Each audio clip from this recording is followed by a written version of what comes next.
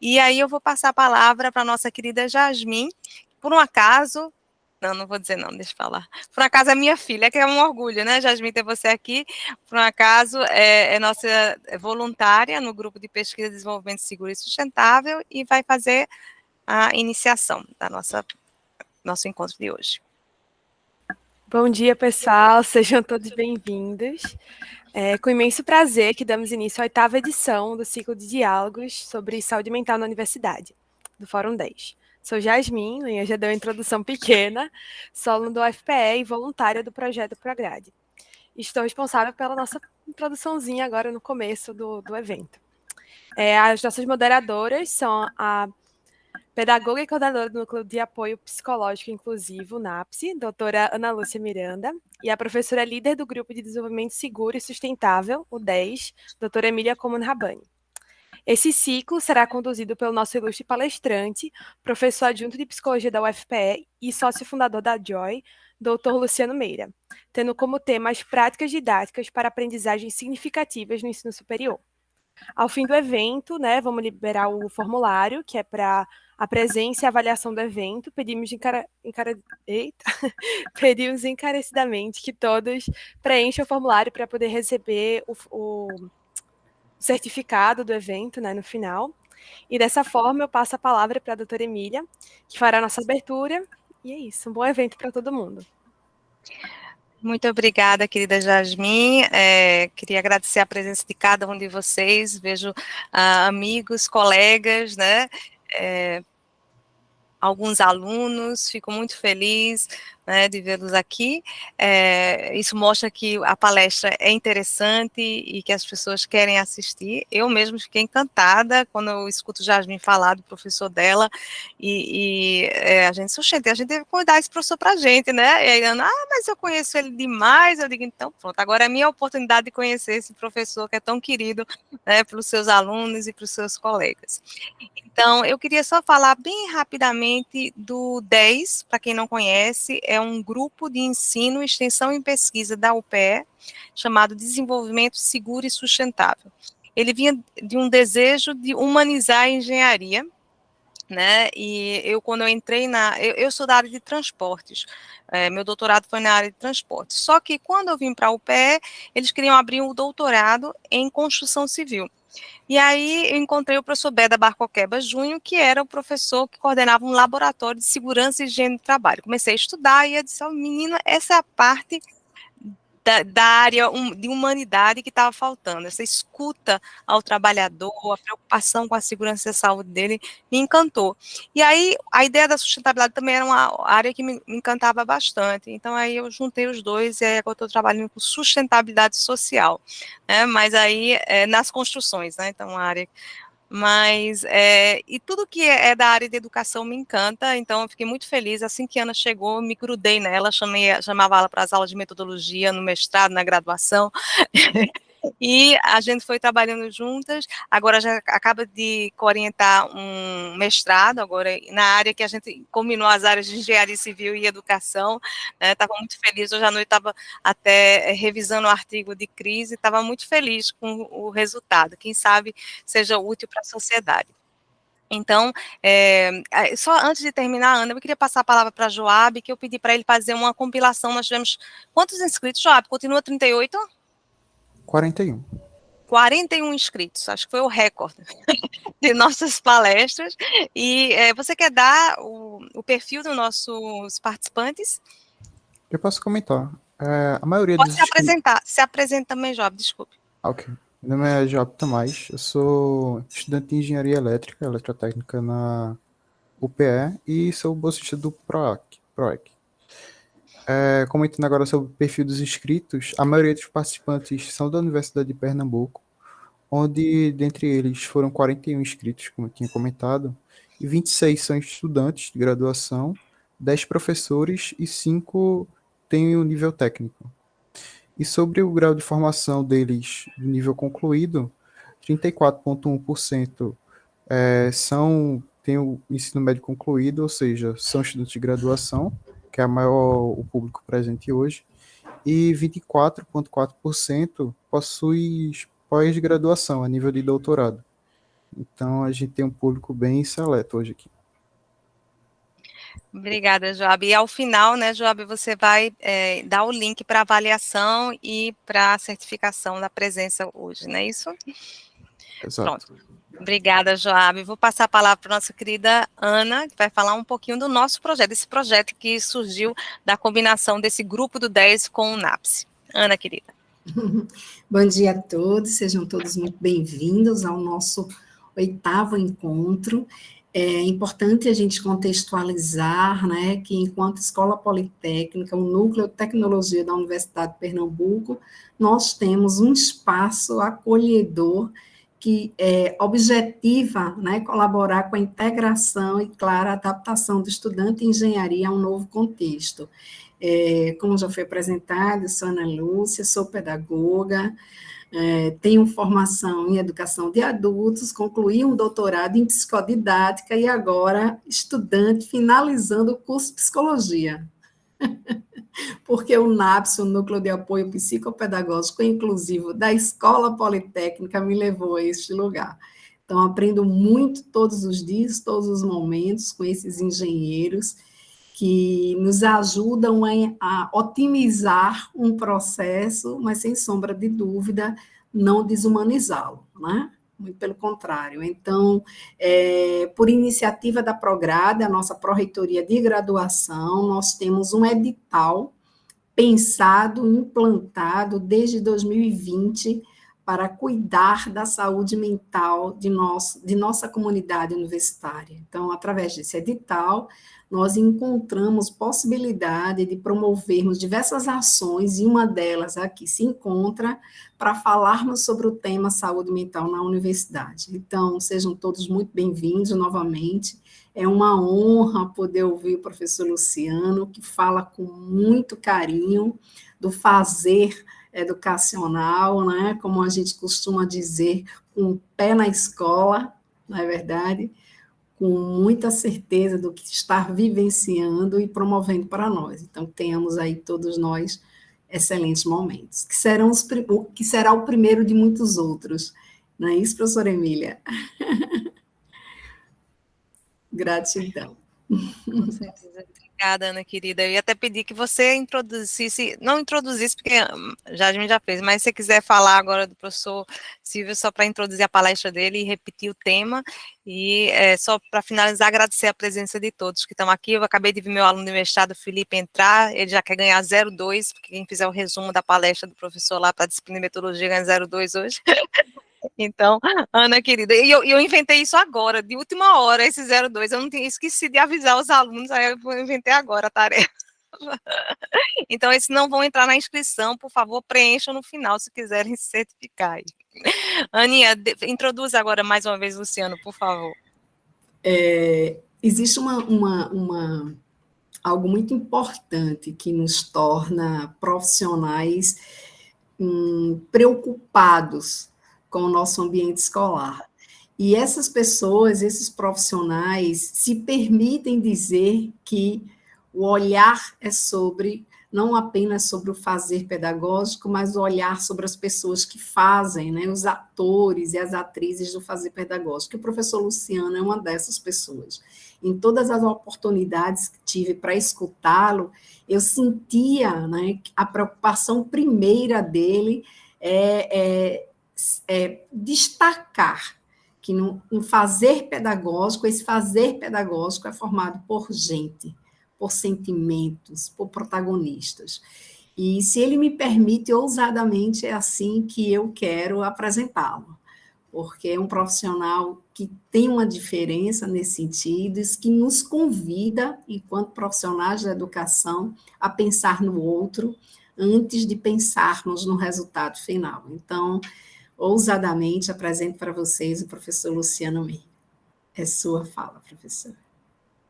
Muito obrigado, Ana, obrigado, Emília, obrigado à querida Universidade Estadual de Pernambuco por esse convite, né, essa oportunidade de conversar com vocês. O meu turno de fala, pelo que me foi dito, vai ser um pouco mais longo, mas eu espero que a gente tenha a oportunidade de efetivamente estabelecer um diálogo, se não aqui e agora, mas pelo menos por e-mail, que eu aproveito para deixar aqui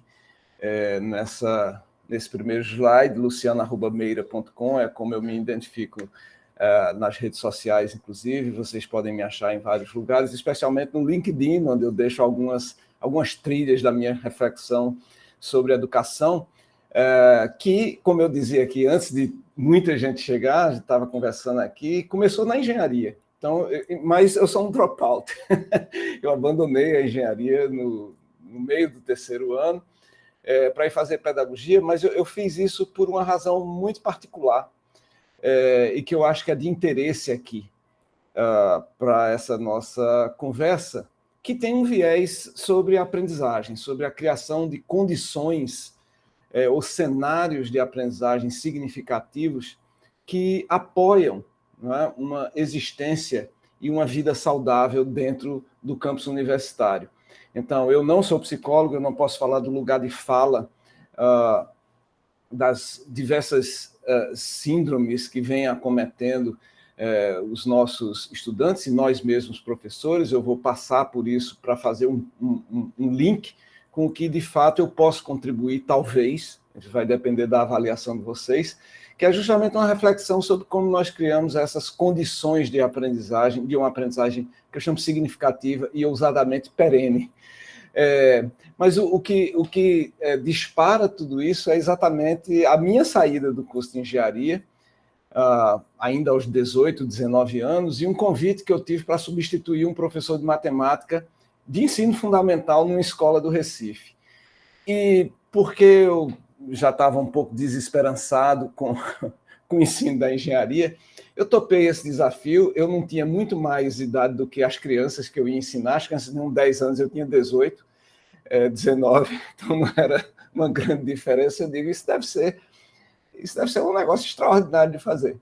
E eu fui lá tentar, e eu fiquei 5 anos. Era para substituir por 15 dias um professor doente, eu fiquei 5 anos, porque eu fui, por assim dizer, sequestrado pelo encantamento que as crianças produziam e pelo desafio que era justamente capturar o imaginário dessas pequenas pessoas para o mundo da matemática.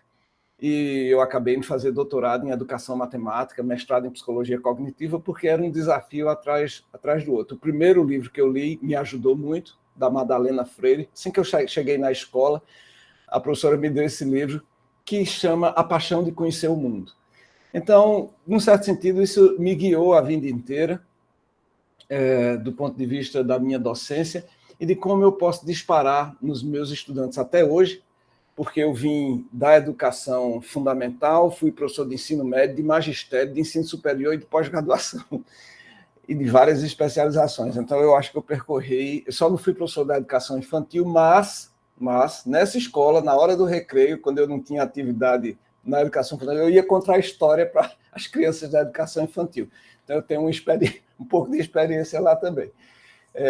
Então, eu tenho uma trilha assim, e esse livro, A Paixão de Conhecer o Mundo, diz muito do lugar do professor, da professora, na construção dessa paixão, na construção da curiosidade e, enfim, dessas condições que eu mencionei da criação de cenários de aprendizagem significativos e perenes. Então, é desse lugar que eu vou falar, não é? Por isso que o título, Práticas Didáticas para Aprendizagens Significativas no Ensino Superior. Eu tirei o perenes porque eu achei ousado demais e um pouco pretensioso. Aliás, muito pretensioso e um pouco ousado. Mas eu sou professor, então, hoje da Universidade Federal de Pernambuco, em tempo parcial. Eu sempre fui da educação exclusiva, mas há 10 anos atrás eu decidi também empreender no Porto Digital, nosso ecossistema de inovação e tecnologia, que ocupa toda a área central do sítio histórico da cidade do Recife, da nossa cidade. Então, hoje eu sou 20 horas na UFPE, porque eu ajudei a fundar essa empresa chamada Joy Education, que é uma empresa de desenvolvimento de plataformas de aprendizagem online. Vou falar sobre isso um pouquinho, porque tem a ver com o nosso tema, como é que a gente cria, inclusive no mundo digital, as condições para uma aprendizagem significativa. E essa empresa, a nossa empresa, a Joy, foi adquirida pela Prós Educação, que é uma organização de valorização do ensino técnico em nosso país. Então, a gente tem escolas técnicas e profissionais porque, aliás, esse é um negócio que pode nos colocar como país, como nação, numa outra condição, porque, acredito que vocês sabem, hoje só menos que 10% dos estudantes concluintes do ensino médio acessam o ensino técnico por uma desvalorização histórica que esse ensino tinha, como se fosse, inclusive, algo que encerrasse a trajetória acadêmica e de estudos das pessoas. E a gente entende que o ensino técnico de excelência é um passo, entre muitos outros, para dentro do mercado de trabalho, para as pessoas conquistarem uma posição interessante nesse mercado, que é muito dinâmico, é um curso de uma formação mais rápida, mas se feito com excelência, como a gente pretende, pode reconfigurar a maneira como esse país está organizado do ponto de vista da sua produtividade. Bom, mas, gente, eu tenho uns 200 slides, só estou no primeiro ainda e já passou 10 minutos. Então, como vocês estão vendo, o meu turno de fala não só é longo demais, mas ele é bem prolixo. Eu vou tentar ser conciso para passar algumas mensagens. Veja, práticas didáticas, né? Eu não vou falar disso aqui. Isso aqui é um assunto muito sério. Toda a crise de saúde mental que nós, docentes, principalmente no campo da pesquisa, atravessamos há muito tempo, e como a ciência está construída dentro dos centros de pesquisa, dentro das nossas universidades. Mas esse é um assunto que eu não vou falar, mas deixo essa referência aqui desse excelente artigo que saiu na Nature há não muito tempo atrás, aliás, é de maio desse ano aqui, e em como essa cultura tóxica dessa... que é uma fast science, vamos dizer assim, uma ciência de uma rapidez de um volume de coisas que a gente precisa fazer como pesquisadores, que tem tornado nossa vida e a vida, especialmente de nossos estudantes de pós-graduação, algo como muito problemático. Mas eu não vou falar sobre isso porque eu vou mencionar mais as nossas experiências na graduação, em como a gente tem usado a didática para convidar os estudantes a uma vida mais saudável dentro do campus. Mas tem problemas com isso, porque... E aí eu coloquei esse GIF animado aí, foi de propósito mesmo, porque eu olho para isso aqui 30 segundos e eu já fico não querendo mais olhar para esse slide, porque é um GIF com cores bem fortes, para mostrar um pouco dessa associação entre como a escolarização, como a arquitetura pedagógica da escola e da academia, historicamente, tem, de fato, uma relação íntima com a saúde mental dos nossos estudantes e como a gente pode mudar isso. Tá? Então, tem um conjunto consideravelmente grande, inclusive, de estudos ligados à ansiedade para a aprendizagem da matemática, o Math Anxiety. Não é um CID, não está descrito como uma síndrome ou coisa dessa natureza, mas está bem descrito na literatura como as pessoas, vocês são estudantes e professores de engenharia, talvez vocês tenham intimidade, inclusive, com algumas pessoas que, não na engenharia propriamente, mas no ensino médio, por exemplo, apresentam esse tipo de pavor pela matemática, né? Então, isso cria condições absolutamente desfavoráveis, não só à aprendizagem da matemática per si, mas à própria existência do sujeito e de sua subjetividade dentro do espaço escolar. Então, por que isso está acontecendo? Por que a matemática, ou o ensino da matemática, precisa ser assim? Ele não precisa. Essa é a minha resposta rápida para isso, e aqui a gente está para discutir exatamente como é que a gente evita certas posições do estudante, posições que são, como já disse, tóxicas, posições que são onde o estudante se sente agredido na sua individualidade por conta de práticas de ensino que a gente já deveria ter mudado. O mesmo acontece com fobia para exames. Existe isso, examfobia. Então, está descrito na literatura como algo, e a gente reconhece isso facilmente, que provoca grande ansiedade, angústia e, às vezes, depressão nos estudantes. E, se nós olharmos, por exemplo, para a história do TDAH, né, o transtorno do déficit de atenção e hiperatividade, que a gente reconhece hoje quase como uma epidemia entre crianças, especialmente, mas muitos adultos. Isso nasceu como um fenômeno cultural coletivo, era uma descrição da escola, de como a escola se comportava coletivamente, na sua coletividade, com as características do que hoje a gente conhece como TDAH. Historicamente, a psicologia foi fazendo transitar o que era uma observação sobre o agrupamento de pessoas para o indivíduo. E aí, com isso, nós temos uma verdadeira... E esse artigo é muito bom nesse sentido, esse artigo que está citado aí, eu tenho o encurtador dele, então vocês podem fotografar e depois colocar... Mas depois eu também mando essa apresentação para a Emília, que ela me tem no WhatsApp, e vocês podem ter acesso diretamente a esse artigo aí, mostrando como exatamente condições que hoje são tidas como individuais, como é o TDAH, eram, na verdade, uma tentativa de descrever comportamentos coletivos na escola.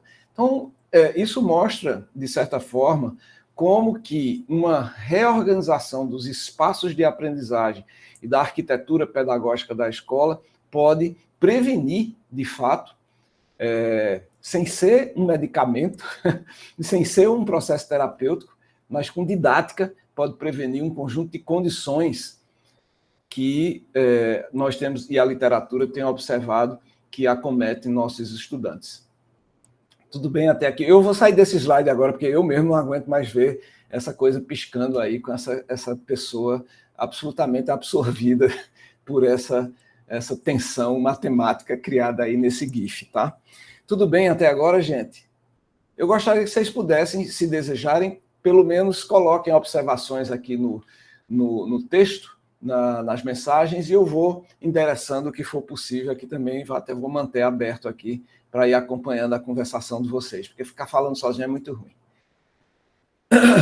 Aliás, ó, eu já tinha mandado o... Ah, tá aqui, ó. Ah, que massa, é uma função do... Acabei de descobrir isso, é uma função do Google Slides. Ele ofereceu eu compartilhar isso aqui com vocês. Então, vou fazer, ó. Tá bom? Olha que legal. O Google Meet ofereceu, eu acho porque eu falei que ia compartilhar. Olha que legal. Eu não sei se foi porque eu falei, embora o Zoom, por exemplo, já faz a análise com inteligência artificial das conversações realizadas ali para a oferta de coisas. Então, a gente vai chegar um pouquinho sobre isso, porque tem um exemplo como a inteligência artificial pode nos ajudar com essa, que eu estou chamando aqui, a criação de novos cenários de aprendizagem. Mas vamos lá. Isso é o que é mais ou menos o que a gente tem hoje, tá, gente? Aliás, uma sala aí, uma representação de uma sala de aula que eu tirei do site do MIT, né, supostamente uma das grandes universidades do planeta, uma sala, inclusive, muito rica em hardware, né, em tecnologias digitais. Não sei o que está exatamente, qual é o software que as pessoas estão usando, mas hardware não falta aí, né? Porque tem TVs de apresentação, todo mundo está com notebook aí nas suas bancadas, enfim, tem um conjunto de tecnologias, mas, né, então, supostamente, a gente teria um cenário, né, uma arquitetura pedagógica mais contemporânea, mas a gente tem, de fato, um arranjo social monológico, né, que tem uma propensão monológica, onde você tem uma centralidade de um discurso que é sequestrado por uma única pessoa, exatamente como eu estou fazendo aqui agora, não é? Nesse enorme turno de fala, mas esse arranjo social que eu chamo de monológico, baseado fundamentalmente no compartilhamento de conteúdo, e esse conteúdo não descrito na forma de competências e habilidades, mas tópicos de um campo de conhecimento qualquer. Tópicos, uma sequência de tópicos, uma lista de tópicos. Aliás, tem um livro muito interessante Estou ficando velho, então minha memória também não já está tão boa, não. Mas um livro muito interessante do o filósofo italiano que infelizmente faleceu, Umberto Eco. É um livro muito interessante, Umberto Eco, que chama...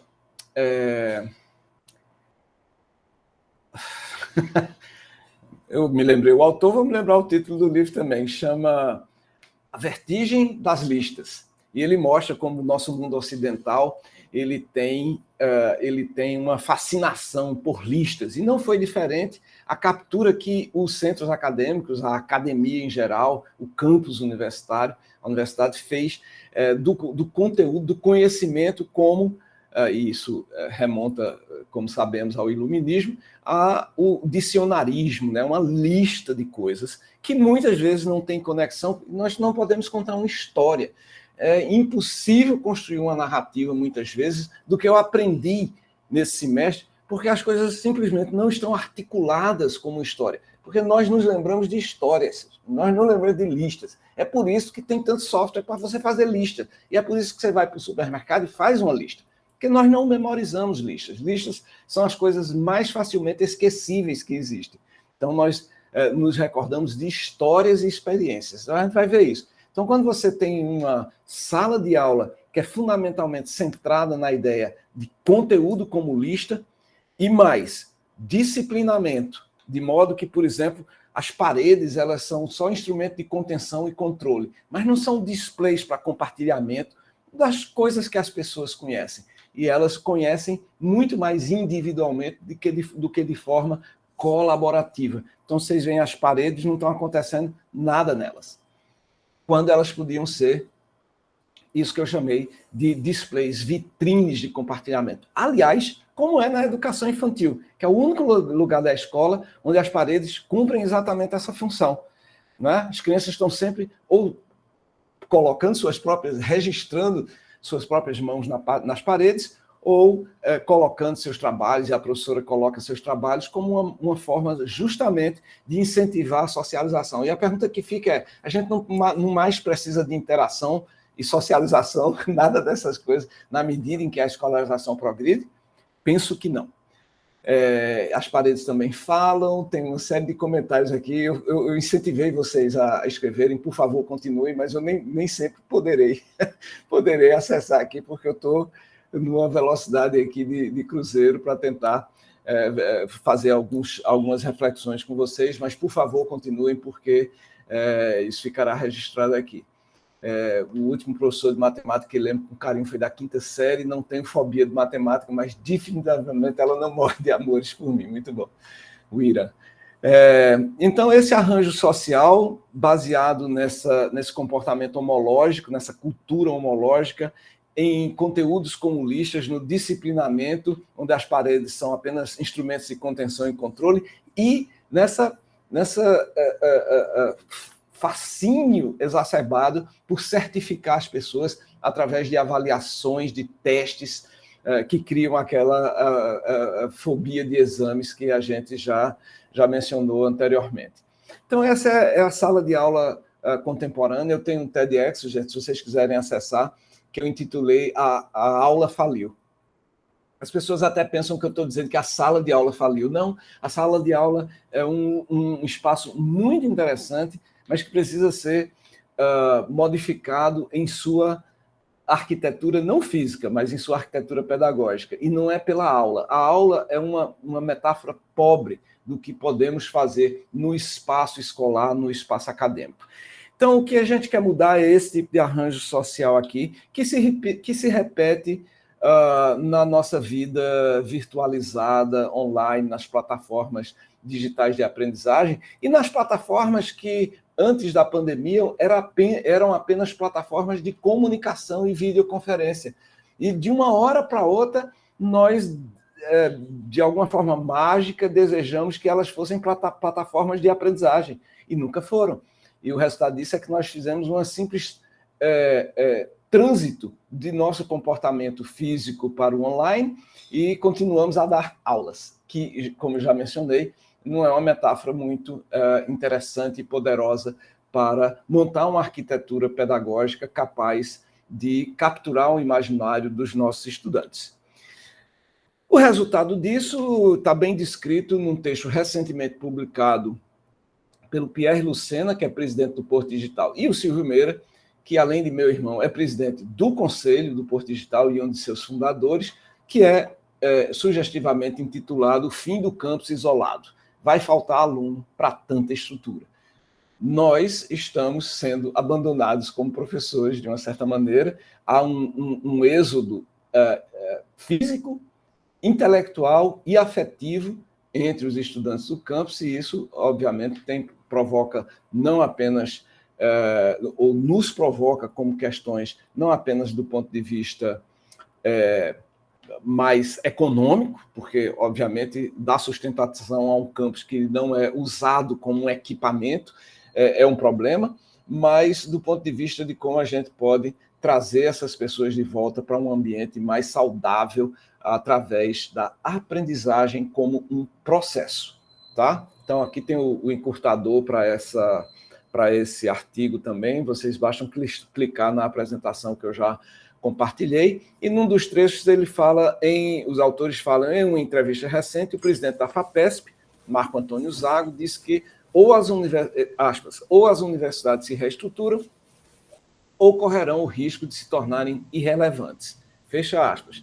Nós achamos que o professor Zago foi extremamente comedido nesta declaração.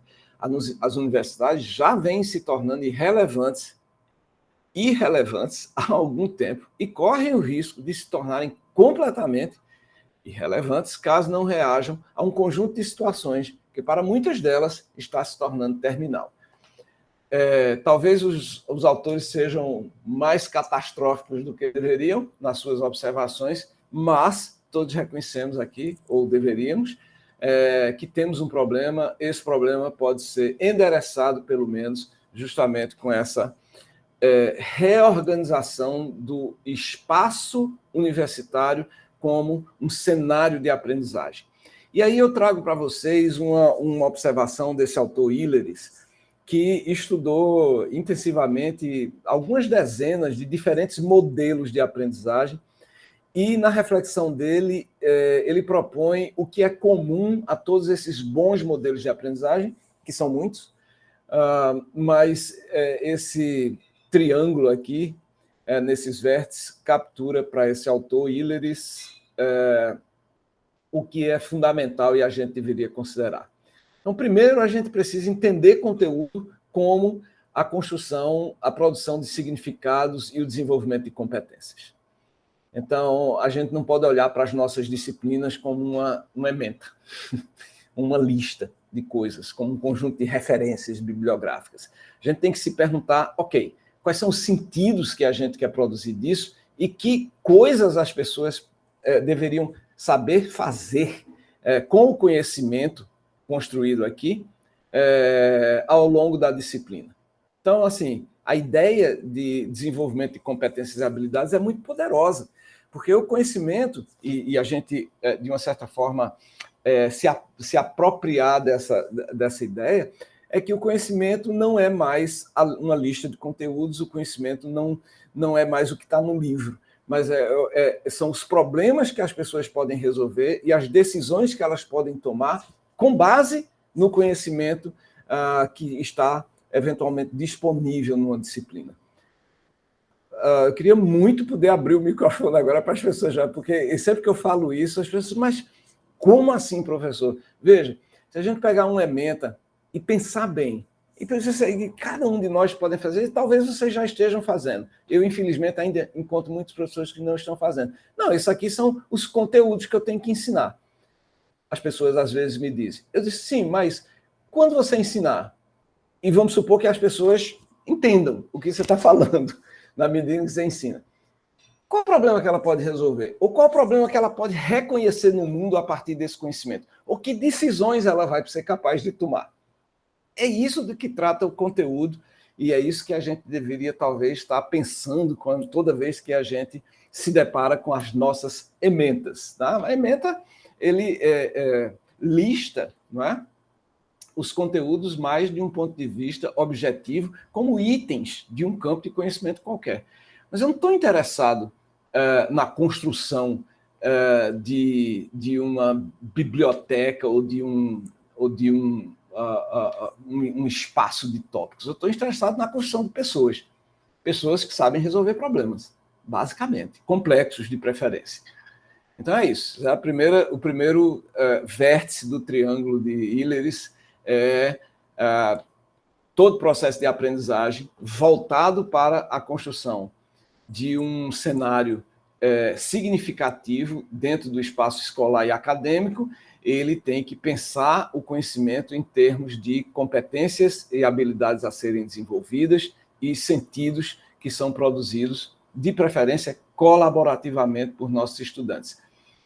Eu fico, às vezes, impressionado como isso melhora, mais geralmente, a saúde mental dos envolvidos, porque melhora as suas relações. Eu vou falar um pouquinho sobre como que eu acho que o que é fundamental dentro desses espaços de aprendizagem, em termos das relações que são construídas. Vou explorar isso daqui a um pouquinho. Mas eu já posso adiantar que, uma vez as pessoas os nossos estudantes não estão apenas evoluindo numa trilha do conhecimento, mas elas veem que são capazes de realizar algo com o conhecimento supostamente adquirido, é outra história, é outro mundo que começa a emergir na sala de aula. Aceito comentários aqui nas mensagens, tá, gente? Segunda coisa é que, para isso acontecer, eu tenho que ter uma estratégia de engajamento qualquer. Isso não vai acontecer por geração espontânea, só porque eu cheguei lá com uma tese sobre conhecimento enquanto competências e significados. Então, eu tenho que desenhar, né, dentro das minhas práticas didáticas ou do design instrucional que eu quero promover na academia, eu tenho que pensar como é que eu vou engajar as pessoas de forma curiosa e propositada e, de preferência, com alguma camada de ludicidade, porque não pode ser chato. Às vezes as pessoas pensam que eu estou falando isso só porque são jovens da universidade. Não, gente, não pode ser chato para a gente, inclusive, como professor. Tem que ser divertido de alguma maneira. Então, por isso que ludicidade está ali, propósito está ali. Então, não é engajamento como uma espécie de espontaneísmo prazeroso, não. É engajamento pela paixão de conhecer o mundo. Foi o primeiro livro de educação que eu li quando saí da engenharia, de Madalena Freire. Ou seja, incentivar a curiosidade das pessoas de forma lúdica, no sentido de que aquilo, de alguma maneira, tem que atingir os centros de prazer mesmo das pessoas acerca daquilo que elas se propõem a conhecer. E o terceiro é que, se eu tenho uma estratégia de engajamento e meu conhecimento está bem descrito como um conjunto de competências, isso quase que naturalmente, mas também tem que ser desenhado de uma certa forma, vai gerar relações, interações, debates. As pessoas vão querer, desejar compartilhar suas novas formas de fazer, os sentidos que ela produziu daquele negócio ali, a curiosidade que ela agora apresenta sobre um determinado aspecto do conhecimento que a gente está levando para a sala de aula, e isso faz gerar a sala de aula como uma comunidade. Isso é meio que fundamental. Se minha sala de aula for só um conjunto de cadeiras e, eventualmente, pessoas que se sentam nelas, eu tenho um problema. Eu tenho um grande problema a resolver.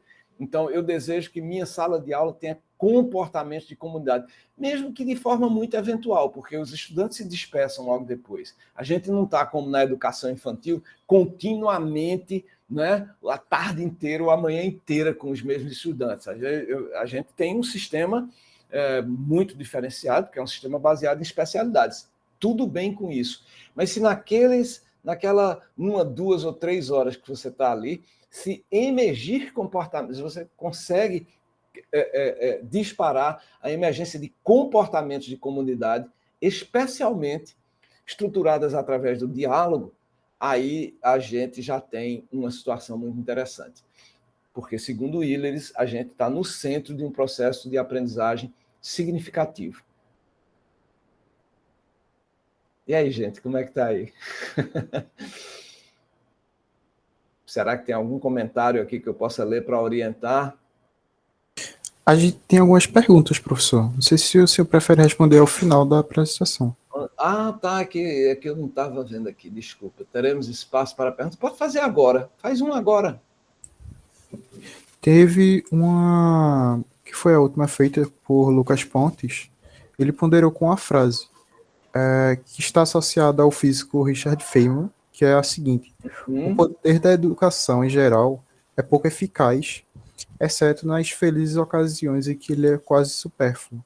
Pelo menos para mim, no caso do Lucas comentando agora, isso se mostra muito real, uma vez que tenho muito mais gosto em aprender algo quando não tenho nenhum cronograma ou obrigação educacional. Como o senhor vê esse processo? A gente chama isso, né, Lucas, de aprendizagem periférica, ou seja, não há centralidade de um design instrucional propositadamente desenhado para uma instrução, né? Mas aquelas coisas são postas ali de modo a disparar a curiosidade do estudante. A gente deveria ter mais acesso a essas condições de aprendizagem periférica, mas a gente está tão tomado por explicar coisas para os outros que a gente não parece não ter tempo, né? Especialmente na universidade e no sistema universitário, como ele está construído isso, em, por exemplo, e eu vou dar um exemplo de como a gente faz isso, tá? Deixar os estudantes observarem as coisas no mundo. Tá? Eu estou ensinando uma determinada coisa, só que se esse negócio for importante, tem algum processo no mundo, nesse planeta aqui, onde eu posso ver isso acontecendo. Eu gostaria até de ter alguma controvérsia nessa minha tese aqui, mas se está na universidade, se é parte do conhecimento humano, eu consigo ver, eu pelo menos falar sobre esse negócio. Não é impossível ser de outra maneira. Então, mas a gente tem muito pouco tempo para deixar, muitas vezes, o estudante, ele próprio ou ela própria, observar no mundo um conceito abstrato que a gente está discutindo na sala de aula. Eu faço justamente isso na minha disciplina de Psicologia e Cultura, tá? De um jeito que eu vou mostrar daqui a pouco. Então, é isso. A aprendizagem é ao longo da vida e ela é periférica. Ela é lifelong, né? Learning, a gente fala muito sobre isso também, mas tem também life-wide learning, que é aprendizagem periférica. Observar os contextos e ser capaz de identificar ali problemas a resolver, problemas esses que eu posso refinar e endereçar com conhecimento que está sendo disponibilizado no ensino superior, por exemplo.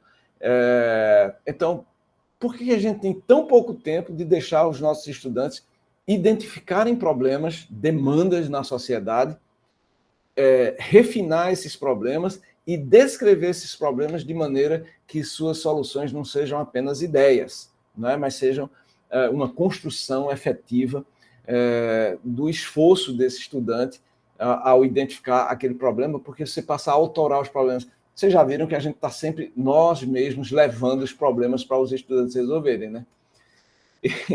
E isso no tempo, isso produz estudantes que não sabem identificar problemas.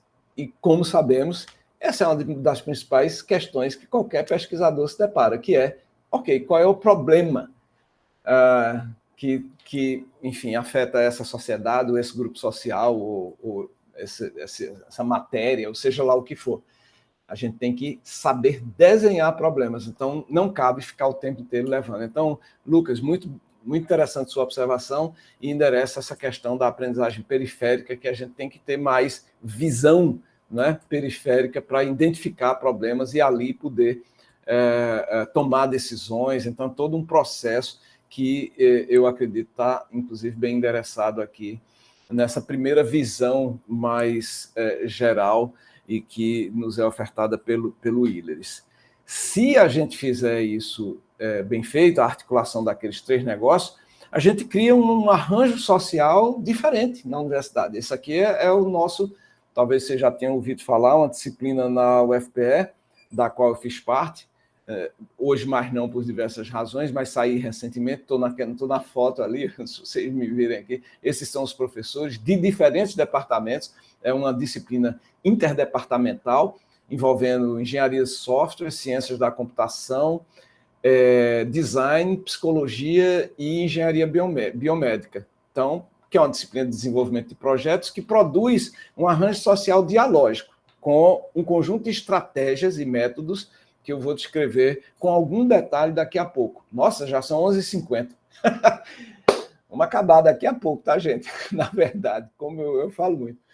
Mas arranjo social dialógico, ou seja, muito fundado em experiências, né, na imersão experiencial dos sujeitos em problemas a resolver, no desenvolvimento da autonomia, na colaboração e numa avaliação por competências, baseada em entregas, não em testes, mas baseado na capacidade produtiva das pessoas. Então, basicamente, a aprendizagem, a gente usa um método do Challenge-Based Learning, né, que em português seria a aprendizagem baseada em desafios.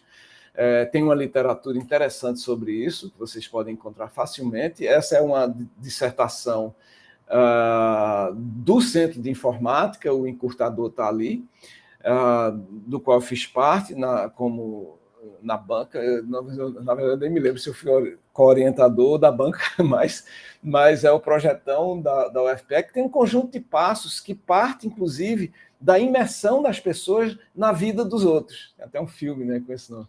Na vida dos outros. Os nossos estudantes, de engenharia, inclusive, vão para um parque, por exemplo, ou para dentro de um hospital, observar o que é que está acontecendo. Simplesmente, eles começam assim, vou observar o que está acontecendo. E aí, ali vai disparar um interesse por um aspecto do comportamento das pessoas que, por exemplo, pode identificar um obstáculo à sua atividade, ao fluxo da sua atividade. No hospital, por exemplo, a geração de filas com pessoas que viajam muitos quilômetros diariamente para obter um determinado tipo de tratamento. Tá? As questões aqui estão melhores do que a minha palestra, mas eu não consigo endereçar todas. Deixa eu... Aí vocês vão ver, e aí eu convido vocês a darem uma olhada mais detida nessa dissertação do Andrade, que a partir dessa observação geram-se temas e oportunidades, e só aí a identificação de problemas e um estudo de quem já está endereçando aquele tipo de problema que você identificou. Então, veja, uma parte considerável da disciplina não é sobre como você vai resolver alguma coisa, é qual é o problema que você vai resolver. E aí você vai acionando diferentes tipos de conhecimento, porque, como eu disse, é interdepartamental e você trabalha em times colaborativos e esse negócio vai gerando projetos que, eventualmente, inclusive, geram startups para o Porto Digital. 22 startups criadas nos últimos 10 anos. É uma média excelente para uma disciplina de universidade. 22 startups, algumas de grande sucesso, que têm filiais nos Estados Unidos, por exemplo. Então, foram mais de 2.000 alunos até 2021 já contemplados e que passaram por essa disciplina, mais de 150 projetos de inovação como resultado. Eu esqueci de dizer, mas é uma disciplina... Sobre o que é a disciplina, professor? É uma disciplina sobre inovação, não é uma disciplina de empreendedorismo. Então, a gente não está ensinando empreendedorismo, mas um método de como pensar em inovação. Tá? São os projetos estruturadores ao longo do curso. Eu não sei, o César está mencionando isso, seria interessante. Eu não entendi se vocês já têm ou se César está propondo que se tenha, né? O que seria, de fato, muito interessante. E aí, gente, eu vou chegando ao fim agora para a gente começar um pouco mais. César está propondo. Não sei se César é um estudante ou um professor do curso, mas, de fato, aliás... O que acontece aqui? Deixa eu voltar um slide aqui, porque o que acontece... Isso, César, professor do curso. E como você sabe, César, o que a gente está fazendo ali em Projetão, com a curricularização da extensão, obviamente, colocando isso para créditos, e aí você tem você já tem um instrumento para a extensão universitária que deixa de ter uma abordagem estritamente... digamos assim, assistencialistas, como é muitas vezes,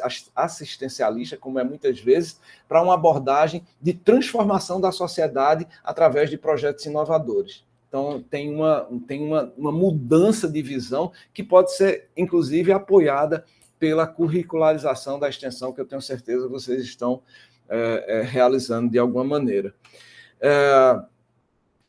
Tudo isso é possível, gente, eu já mencionei isso rapidamente anteriormente, porque a gente está fazendo emergir na sala de aula um conjunto de relacionamentos mais diferenciados e que apoiam um outro posicionamento do estudante e de seus professores e professoras em relação à saúde mental, à existência como indivíduo dentro desse espaço acadêmico. E aí, nesse sentido, eu proponho à comunidade educacional que o centro da educação não está no estudante.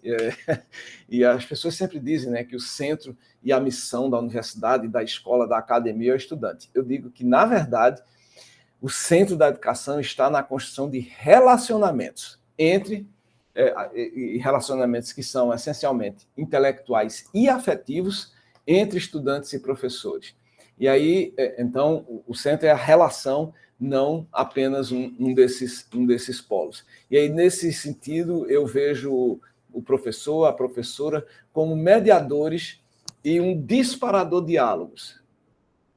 O professor mediador é, na verdade, um disparador de diálogos e que trabalha ativamente pela emergência e sustentação dessas comunidades que eu chamo de redes conversacionais. Então, quanto mais diálogo, mais senso de comunidade, propósito, colaboração, e isso tem um link, no meu entendimento, diretamente com a forma como estudantes e professores se posicionam na sala de aula. Meu outro exemplo aqui é uma disciplina que eu leciono atualmente, Psicologia e Cultura, que, na verdade, tem uma abordagem da psicologia cultural semiótica. Pelo nome, vocês já adivinham que é um tema altamente abstrato, com conceitos de uma articulação teórica muito forte, mas que eu resolvi fazer num esquema semelhante, mais simplificado, mas que as pessoas não têm que apresentar soluções para a cultura dos outros, mas observar no comportamento social de grupos específicos os conceitos que a gente está debatendo na sala de aula. Então, tem uma discussão de leituras, mas cada time escolhe uma situação social qualquer que vai acompanhar ao longo do semestre para observar ali o funcionamento dos conceitos abstratos que os nossos autores da psicologia social, da antropologia, da psicologia cultural nos traz nas diversas leituras. Então, eles observam basicamente qualquer coisa, o restaurante universitário, cabeleireiros no entorno do campus, lojas de cabeleireiros, né? Elevadores, paradas de ônibus, qualquer coisa, literalmente qualquer coisa, tem situações sociais onde, e essa é a minha garantia, garantidamente os conceitos que a gente está observando, que a gente está debatendo sobre cultura, vão emergir ali, e a função deles é identificar. Eu vi esse negócio, eles trazem esses exemplos, e a gente retoma os conceitos numa versão pragmática, onde, de fato, eu consigo reconhecer se os estudantes estão entendendo aquele negócio ali, porque eles têm que descrever no mundo o funcionamento, por exemplo, do que é uma armadilha simbólica, que é um conceito da psicologia cultural. Tá? Então, agora, e isso tudo ganha um registro e uma materialidade em relatórios que eles produzem mensalmente, e são esses relatórios que eu leio e dou uma nota. Então, tem uma avaliação por competência que está marcada nesse registro escrito, e aí a gente vai circulando. Isso funciona melhor quando eu tenho um monitor, porque tem semestre que eu não tenho monitor, por razões que só a universidade consegue explicar, mas acaba sendo, mesmo sem monitor, uma maneira muito interessante de convidar a participação colaborativa dos estudantes na construção desse conjunto de aprendizagens significativas. Gente, para concluir, eu queria... não sei se fez sentido em geral para vocês, mas eu gosto, esse tipo de conversa, eu gosto sempre de concluir com essa visão, né, do Alfonso Fugueta, de 2012, nesse artigo que eu convido todos e todas para lerem, que eu acho muito interessante, que são os desafios, o que ele coloca, esse autor coloca como os desafios para o futuro do ensino superior. E aí, a gente sabe que o tripé tradicional, clássico da universidade é ensino, pesquisa e extensão, né? Isso tudo está mudando, e o Fogueta endereça justamente essas mudanças, e ele propõe que ensino seja substituído por educação, que tem um caráter muito mais amplo de, na visão dele, ensinar modos de aprender, ou construir cenários de aprendizagem articulados com as formas contemporâneas de participação social. É exatamente isso que eu tenho falado aqui sobre a construção de práticas, o desenvolvimento de práticas didáticas inovadoras para a emergência desses cenários de aprendizagem significativa. A parte de pesquisa é a pesquisa. Pesquisa não tem jeito, é o que a gente já faz, mas ele traz uma observação de que pode e deve haver um direcionamento maior da pesquisa com a invenção do futuro. Então, mesmo a pesquisa básica, ela pode se contextualizar melhor e, em especial, vazar para a sociedade, para as comunidades de interesse, o que está acontecendo ali, para a gente não ser tido como pessoas que buscam o isolamento dentro das universidades. Isso é muito ruim, inclusive para a nossa autoestima. E, finalmente, acabei de mencionar a extensão, com todas as mudanças que já estão ocorrendo no Brasil. Fogueta, que analisava o sistema universitário na Itália, ele propõe que tudo isso seja encapsulado no tema da inovação, e que isso seja direcionado para servir a sociedade. Então, uma forma de articular a universidade com a sociedade com a universidade. Então, através do estudo de tendências tecnológicas e da observação das direções da mudança social, de mentorias e atividades experimentais abertas, convidando pessoas externas ao campo universitário, e do desenvolvimento estratégico e gestão de processos de inovação na sociedade, culminando com o acolhimento do empreendedorismo para dentro das nossas disciplinas, sempre que isso for possível. Vocês que acessaram ou vão acessar o link que eu deixei aqui compartilhando os meus slides, vão ver que tem um outro conjunto de slides que se seguem aqui. Eu enfatizei nesses primeiros, não tem importância nenhuma, noutra oportunidade a gente pode discutir os próximos slides, se for o caso, mas espero ter contribuído de alguma forma com uma reflexão sobre a importância da aprendizagem para a construção de um espaço de saúde mental mais interessante, mais acolhedor para nossos estudantes e, consequentemente, para nós mesmos e nós mesmas. Muito obrigado, gente. Obrigada, professor. Obrigada pela conversa gostosa e atual, né? Muita coisa a gente fazia, mas eu gostei dos termos que o senhor usou, acho que são muito úteis. Olha, tanto parabéns, olha, tanto carinho que eles estão mandando aí para o senhor. Não sei se o senhor está conseguindo ver, ou só aparece para mim. Não, parece para todo mundo. Professora Ana, a senhora quer falar alguma coisa? Depois eu queria pedir a Joab que escolha 2 ou 3 perguntas que resumem bem as colocações, talvez para a gente poder colocar para o professor Luciano, e aí a professora Ana pode fazer a finalização. Obrigada. Isso mesmo, vamos ouvir Joab. Gratidão, professor. Muito bom. Prazer. Pronto. Eu selecionei 2 perguntas aqui. A primeira é de César Augusto Cerqueira. Ele pergunta qual a importância das metodologias ativas nesse processo de mudança. Toda a importância, professor César. Se nós nos apropriarmos, desde as mais simples, como, sei lá, sala de aula reversa, coisa que a gente já faz e já fazia há muito tempo, mas com dinâmicas talvez diferenciadas, e a gente principalmente variar essas metodologias, o que não é fácil, diga-se de passagem, mas também não é impossível, mas se a gente variar, com certeza a gente vai... Porque a ideia toda é uma ideia de produzir engajamento e curiosidade.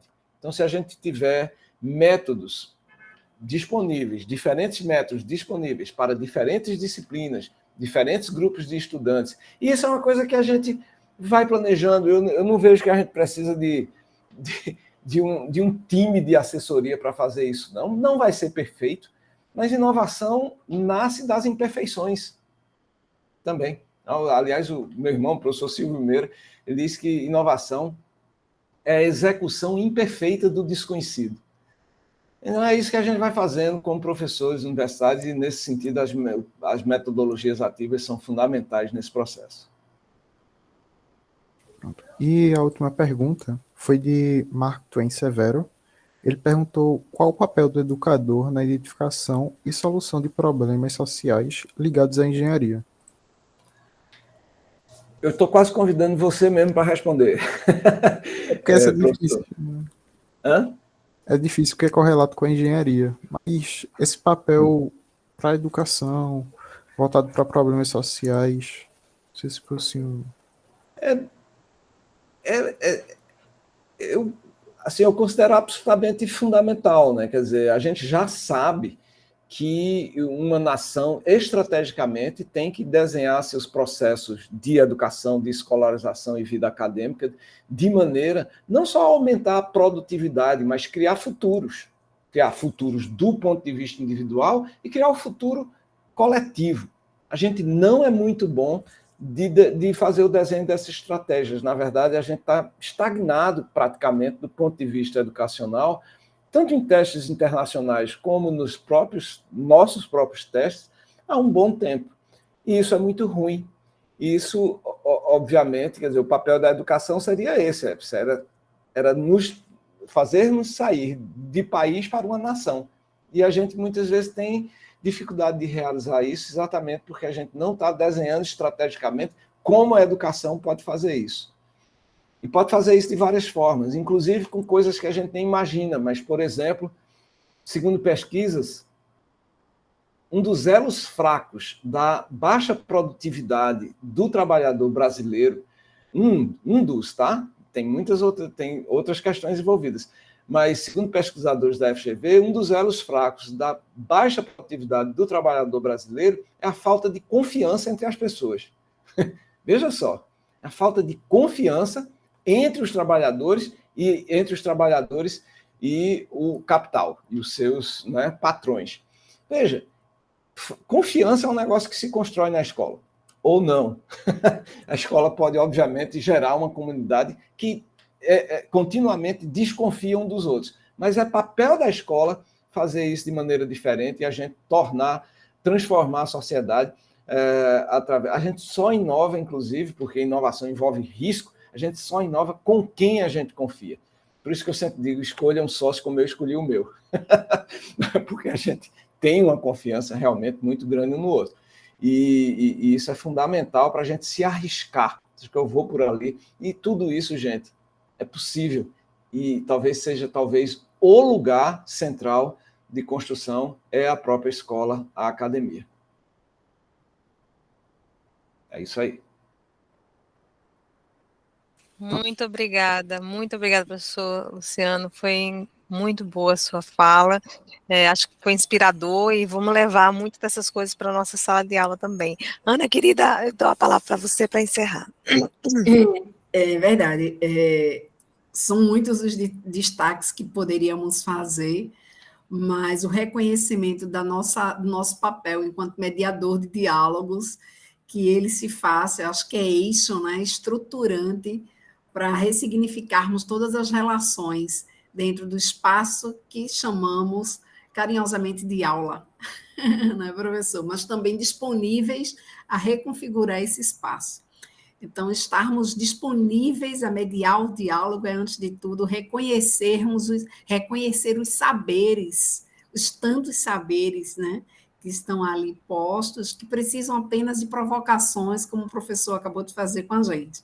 Provocar-nos, não é? Essa foi o sentimento, esse foi o sentimento, me senti provocada pelas pinceladas, não é? Porque teríamos tempo aí para conversar, se preciso fosse, sobre cada conceito que ele traz para a gente. Então, a gente agradece muito a toda a equipe dos bastidores, né?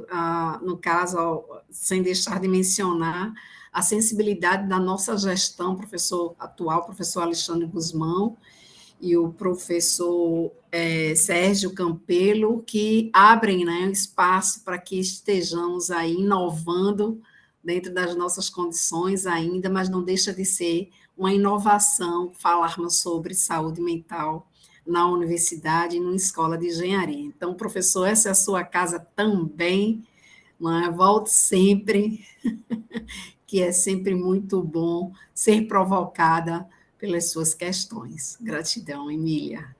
Muito obrigado, Ana, querida.